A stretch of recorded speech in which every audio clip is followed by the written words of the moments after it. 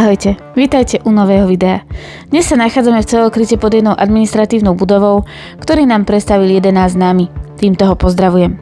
Čo sa krytu týka, bol menší, pretože bol vytvorený čisto pre potreby danej administratívnej budovy, takže čiste iba pre zamestnancov. Stále sa tu však nachádza množstvo vecí, povedzme aj takých dobových, o ktorých som si povedala, že je celkom fajn ukázať na videu. Preto bude toto video síce kratšie, ale myslím si, že stále je tu čo vidieť.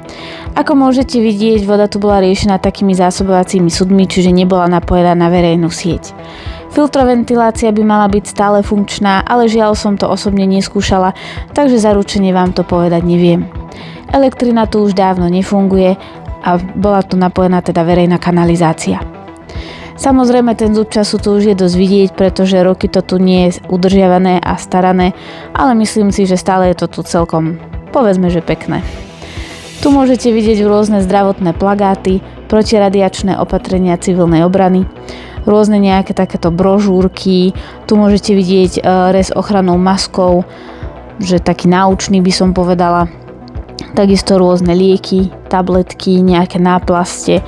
Vlastne v týchto regáloch boli čisto také ochranné pomôcky, tu zase vidíme mapu ukrytu, ktoré sa tu samozrejme nenachádzajú, ale boli tu aj rôzne masky, filtre a tak ďalej. Takisto tu sú rôzne takéto ceduľky, ako vlastne manipulovať s dieťaťom, keď je tu. Tu môžete takisto vidieť vlastne stopy po urbexeroch, ktoré tu zanechali. Samozrejme Gustav Husák nesmie chýbať a tu takisto rôzne nejaké také motá, že ako sa chrániť, čo robiť v prípade vojny a tak ďalej. Toto bola vlastne viac menej riadiaca miestnosť, tu môžete vidieť mapu starého úkrytu.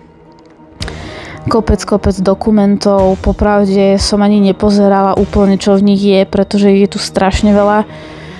Takisto tu môžete vidieť nejaké zoznamy, čo sa tu nachádzalo, v koľkých kusoch a tak ďalej. Je popravde dosť vidieť, že sa tu už niekto v tomto hrabal, lebo je už trošku neporiadok. Tu takisto nejaké ochranné obleky, ktoré tu boli. Samozrejme mapy, tie nesmú chýbať. Tu boli takéto motá o budúcich možných vojnách, rôzne fotografie, pracovné knihy. Tieto fotky ešte čierno-biele sa mi veľmi páčili, pretože boli také dobové. Pravdepodobne teda patrili zamestnancom alebo nejakým takýmto ľuďom. Tu je samozrejme lekárnička, rôzne obväzy, borová voda, kianovodík, tablety a tak ďalej. A takéto retro rádio, celkom zaujímavé a pekné.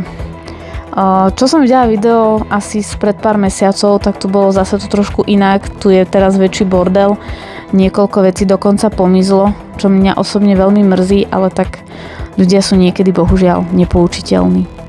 Tu môžete vidieť celkom pekný zachovalý teda stroj, tu samozrejme ďalší kianovodík, je ho tu celkom kopec, nejaké zoznamy a tablety. Popravde si nemyslím, že by to tu len tak malo byť, pretože predsa len človek nevie, čo to je a môžu tu prísť nejaké deti, pubertiaci a tak ďalej a pochytať, pojesť všetko.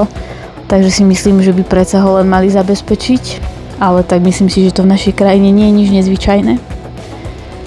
Tu môžete vidieť takisto galériu najlepších pracovníkov. Bohužiaľ už tu samozrejme nikto nie je, ale zase bolo pekné, keď to vtedy takto fungovalo.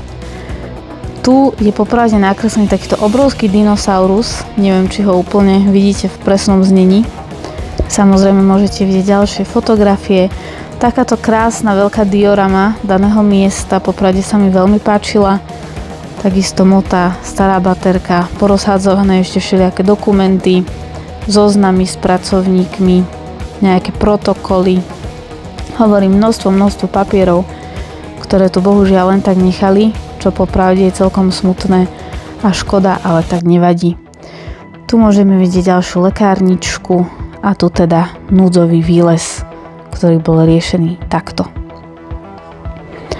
Z mojej strany je to popravde asi všetko, myslím, že som vám povedala viac menej všetko, čo som chcela. Tu ešte vidíme rôzne mapy a tak ďalej, ale za mňa to bol celkom pekný teda kryt, aj výlet samotný. Zase sa mi v niečom páčil, pretože bol trošku iný než tie predchádzajúce. Táto diorama sa mi hlavne páčila.